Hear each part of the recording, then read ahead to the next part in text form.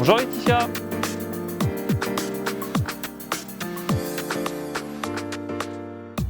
Bonjour Denis. Je te remercie de m'accueillir parce que c'est vrai qu'au niveau des engrais verts, là, je suis un peu largué. Et comme je sais que la Chambre d'agriculture travaille sur ce sujet, j'aimerais en savoir un peu plus. C'est un plaisir Denis, je vais t'expliquer tout ça, il n'y a pas de souci. Alors pour partir un petit peu de la base, en viticulture en Charente, au niveau de l'entretien des sols, on a un rang, donc une allée qui est cultivée. On a le cavaillon, donc le dessous du rang qui lui est désherbé chimiquement. Le viticulteur là il n'est pas encore passé comme tu peux le voir. Et ensuite on a une allée qui est enherbée naturellement. Et donc les engrais verts ce sont des plantes que l'on va semer dans l'allée cultivée. On va les semer en général en fin d'été. Ce sont donc des engrais verts ou couverts temporaires. Semer des plantes pour les détruire, c'est pas un peu contradictoire ça? C'est quoi l'intérêt? On a plein d'intérêt à semer des couverts végétaux. Donc le premier point, ça va être par rapport au système racinaire des plantes que l'on va semer. Elles vont permettre la structuration et la stabilisation des sols. Le deuxième avantage, ça va être le fait donc, de favoriser la vie biologique. Tu verras, on a davantage de vers de terre quand on met en place des semis de couverts végétaux. Donc tu connais bien le rôle des vers de terre qui sont témoins d'un sol qui est plus sain et plus riche. Avec les couverts végétaux, donc, on va aussi stocker la matière organique et puis le carbone dans le sol. Autre point, on a aussi donc, le fait donc, de limiter le lessivage de l'azote. Donc ça va être bon pour les nappes puisqu'on aura donc moins de nitrates. On préserve ainsi la qualité des eaux souterraines. En autre avantage donc, qui est assez important, donc, notamment par le thème engrais verts, ça va apporter donc, des éléments fertilisants. Une fois qu'on va détruire ces couverts, ils vont donc nous apporter tout ce qu'on a besoin au niveau de la vigne. Et puis le dernier avantage des couverts végétaux, ça va être de limiter le développement des adventices, mais aussi d'apporter le gîte et le couvert à différentes espèces de gibier qui ont du mal à trouver le refuge et la nourriture en hiver. Plus de vers de terre et moins de mauvaises herbes, c'est intéressant ça, mais quelle plante je dois semer exactement? Alors au niveau des espèces, on a plein de plantes qui peuvent être semées en interrang. On peut avoir de l'avoine, du blé, de l'orge, des colzas, des févroles, de la vesse. Si tu veux, les plantes, on va les catégoriser en 3 grandes familles. On a tout d'abord ce qu'on appelle les graminées. Dans les graminées, on a donc ce que je te disais, l'avoine, le blé, l'orge, on a les triticales aussi. L'avantage des graminées, c'est vraiment le système racinaire. Je peux te montrer un système racinaire de graminées, j'en ai prélevé tout à l'heure. Donc ici, on a de l'avoine et tu vois le système racinaire de la graminée, c'est un système fasciculé. Et tu vois que par ce système racinaire, eh bien, on arrive à donc davantage structurer les sols. Je te parlais tout à l'heure de vie biologique, regarde. Ah ouais, on voit un ver de terre là. Donc la densité du système racinaire représente à peu près 50% de la masse aérienne. Ce qui fait qu'on a quelque chose vraiment d'important au niveau de la biomasse et donc après des restitutions potentielles en éléments fertilisants. L'autre famille de plantes que l'on trouve et que l'on peut semer dans les vignes, ce sont les légumineuses. Les légumineuses, on retrouve les pois, on retrouve les vesses, on retrouve aussi les févroles. Le système racinaire de la févrole, donc c'est aussi un système racinaire fasciculé, mais l'avantage de la févrole surtout, c'est qu'elle va, par la présence des nodosités sur les racines, tu vois ces petits points blancs qu'on a sur le système racinaire? Oui, ici là. Voilà. Ça va permettre de capter l'azote atmosphérique de l'air. Donc ça va enrichir la plante en azote. Et une fois qu'on la restituera, qu'on la broyera et qu'on la restituera au sol, eh ben on aura davantage d'éléments fertilisants au niveau de nos sols. Donc l'avantage des légumineuses, c'est vraiment cette restitution importante en azote. Ok, en fait on capte l'azote qui est dans l'air et on le remet dans le sol. C'est ça. La dernière grande famille de plantes, ce sont les crucifères. Ici, j'ai un radis. L'avantage de la crucifère, c'est vraiment son système racinaire pivotant. Comme tu peux le voir, donc contrairement aux graminées, on a un pivot et ce pivot va permettre de structurer les sols beaucoup plus en profondeur. Les graminées, la structuration des sols elle va se faire sur les 5-10 premiers centimètres, alors que là, en fonction du développement bien sûr de la plante, tu peux aller beaucoup plus en profondeur. Donc en fonction de tes types de sols, ça peut être intéressant de rajouter des crucifères pour ce côté structuration des sols. L'avantage de la crucifère aussi, c'est qu'elle va enrichir tes sols davantage en potasse, qu'on a besoin pour la vigne, mais aussi en soufre. Et le soufre est un élément non négligeable, parce que lui, il va permettre, si tu veux, dans des sols calcaires, par exemple, de rendre beaucoup plus assimilables les autres éléments. Avec ces explications, ça me paraît un peu plus clair là. Mais tu disais tout à l'heure que les engrais verts apportaient aussi une fertilisation, c'est vrai ça? On peut évaluer la restitution potentielle des couverts végétaux de manière un peu plus précise. On a un collègue de la Chambre régionale d'agriculture qui a mis au point une méthode. Cette méthode s'appelle MERCI. Merci. En fait, cette méthode va permettre de calculer les restitutions potentielles en éléments fertilisants, azote, phosphore, potasse, pour chaque plante que l'on a implantée. Tu veux que je te montre la méthode? Ben, je veux bien, oui. C'est ce que je faisais depuis ce matin. En fait, j'ai un cerceau qui représente 0,25 m². Je le positionne sur mes couverts et à la base de chaque couvert, je vais couper mes plantes, je vais séparer les espèces, je vais répéter cette opération 4 fois pour avoir 1 m². D'accord? Une fois que j'ai récupéré mes plantes, que j'ai coupées donc à la base, je vais peser chaque plante en les différenciant. Ici, j'ai de l'avoine et de la févrole. Donc en fait, je prends ma févrole, je la pèse, j'obtiens 500 g de févrole. Je fais la même chose pour l'avoine. Ici, j'ai 115 g d'avoine. Je fais ça 4 fois. Une fois que j'ai toutes mes mesures de toutes mes modalités, je retourne à mon bureau, je me mets devant mon ordi, j'ouvre le fichier Excel donc, qui s'appelle MERCI. Je rentre les données de date de semis, de date de mesure de la biomasse et tous les poids que j'ai récupérés. Et en l'espace de 30 secondes, c'est hyper rapide, on a les restitutions potentielles qui nous sont données en azote, phosphore et potasse. En fait, il faudra quand même se méfier par cette méthode parce que c'est une méthode qui a été adaptée aux grandes cultures. Donc nous, on l'utilise, mais on ne sème pas en plein. Je te disais tout à l'heure, on fait un semis 1 rang sur 2. En général, ça correspond à peu près à 30% de la surface réelle.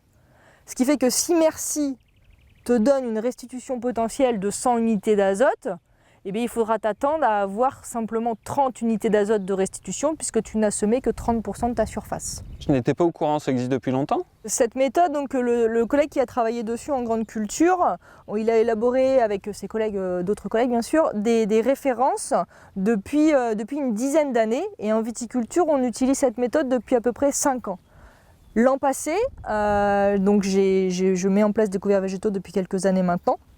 L'an passé, j'ai réalisé un petit livret que tu peux retrouver sur le site de la Chambre d'agriculture de la Charente-Maritime qui présente donc les démarches, tout ce qu'on peut savoir sur les couverts végétaux, qui présente aussi la méthode MERCI et tous les résultats qui ont été obtenus donc en 2017 sur des semis 2016 avec tous les résultats de la méthode MERCI et les restitutions potentielles, comme je te le disais, en éléments fertilisants, azote, phosphore et potasse. Donc cette année, là, je suis en train de récupérer toutes les données des essais de cette année, parce que je compte bien sortir un deuxième livret avec les résultats de l'année qui seront différents, puisque on est soumis quand même aux conditions climatiques qui ont été bien différentes cette année, mais on a quand même des résultats qui semblent intéressants. Je crois que j'ai compris la théorie, mais au niveau de la pratique, est-ce que c'est si facile que ça à gérer les engrais verts? Ce que je te propose, c'est d'aller rencontrer Alain Lacroix, qui appartient à la parcelle. Il est justement dans ses vignes. On y va? Allez. En fait, Alain, il est viticulteur et il fait partie du réseau Défi Ferme Éco-Phyto que j'anime sur la région. Okay. Et comme toi, il est soucieux de respecter l'environnement et donc il a misé sur les engrais verts depuis 5 ans.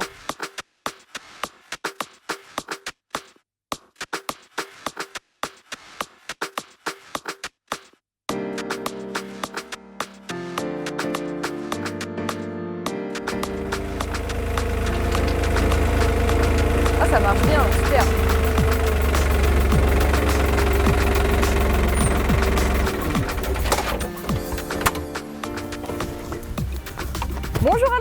Bonjour Laetitia.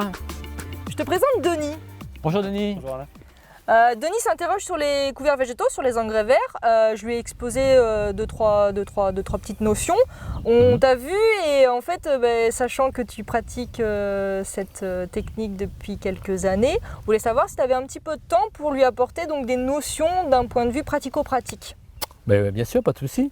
Ouais. Je propose qu'on commence par parler du semis, si vous voulez bien. Oui. Donc, comment tu procèdes toi pour le semis, Alain? En fait, j'ai deux types de semoirs. Si tu veux, j'ai un semoir céréalier, c'est un nodé en fait, de type nodé, donc c'est des disques en fait que j'utilise dans mes 2,50 m. Et après, comme j'ai des vignes de 1,80 m, en fait, j'ai fait un montage avec un 2 lames T15 que j'ai positionné sur un cultivateur en fait, de façon à pouvoir préparer mon terrain et semer en même temps. Alors en fait, si vous voulez, donc j'ai monté ce semoir de cette façon-là, avec des descentes des tuyaux qui vont derrière les buts de cultivateur pour incorporer les graines. J'ai fait un petit montage également d'une herse pour préparer et affiner un petit peu le terrain entre le semis et le roulage qui se pratique par 2 rouleaux que j'ai remplis de béton, en fait, de façon à avoir un très bon contact sol-graine. Donc le roulage, la préparation du terrain est très importante. Il faut vraiment avoir un sol bien préparé. Et le roulage, comme le dit Alain, est aussi une notion importante pour la réussite du semis. Le contact sol-graine qui est assuré par ce système-là va te permettre vraiment de faciliter la germination et la poursuite de la croissance des plantes. Alain, tu nous parlais d'un semoir à céréales. Oui. Et je crois savoir que tu travailles en combiné. Est-ce que tu peux nous en dire plus? Oui, effectivement, donc je fais aussi en combiné dans les 2,50 m principalement parce qu'en fait ça me permet de jouer avec des graines de grosseur différentes. Donc sur le 2 lames que je mets à l'avant, donc je peux mettre des graines de petit diamètre en fait, trèfle, vesse, différentes comme ça. Et sur la partie arrière, je peux mettre des pois, de la févrole ou diverses autres engrais verts. Enfin bon, après ça dépend du choix. Et comme ça, j'ai pas ce phénomène en fait de mauvais mélange en fait. Voilà, parce que dans les mélanges qu'on préconise, si tu veux, on se retrouve confronté à avoir des tailles de graines qui sont différentes.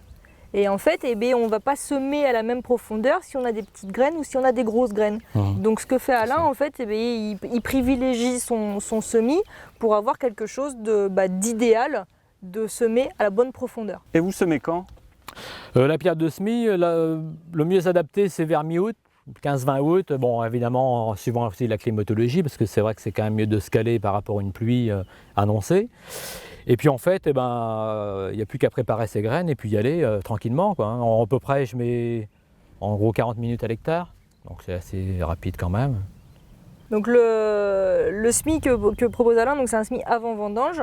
On a aussi la possibilité de faire des semis après vendange, mais en Charente, on ne peut pas le faire tous les ans. Cette année, on a pu le faire, en 2017, parce qu'on avait des vendanges qui étaient suffisamment précoces. Parce qu'en fait, plus tu vas semer tard, moins tu auras de biomasse en hiver. Donc nous, ce qui nous intéresse, c'est d'avoir de la biomasse en hiver pour justement tous les avantages que je t'ai présentés tout à l'heure. Et pour la destruction, c'est pas trop compliqué? Non, pas du tout. Non, justement, c'est ce que j'étais en train de faire. Donc, comme vous voyez, moi je fais principalement du roulage avec un rouleau hacheur. En fait, c'est un rouleau de Jack, c'est un peu type rouleau Faca. Donc en fait, là j'étais en train de le faire maintenant parce qu'on est à la bonne période par rapport au stade végétatif de l'engrais vert et au stade aussi de la vigne qui commence quand même à débourrer. Et donc il faut quand même penser que l'enherbement nuit par rapport au gel, donc il faut quand même le détruire à peu près à un bon moment, quoi. Et donc là, ça s'avère en fait être le cas, quoi. Donc pour la destruction des couverts végétaux, en fait, je te le disais, c'est pour essentiellement les apports d'éléments fertilisants. La vigne, elle va en avoir besoin au moment de sa floraison.